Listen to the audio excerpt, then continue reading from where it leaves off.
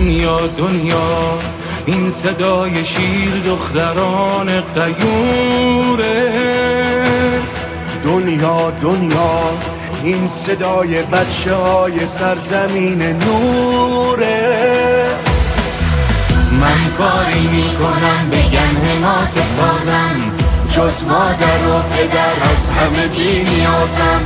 ایرانی جماعت باخت نمیگه هیچ وقت، ممکن نیست که به بازی دنیا ببازم. من دختر ایرانم، من دختر ایرانم، من با اصالتم دختر ایرانم.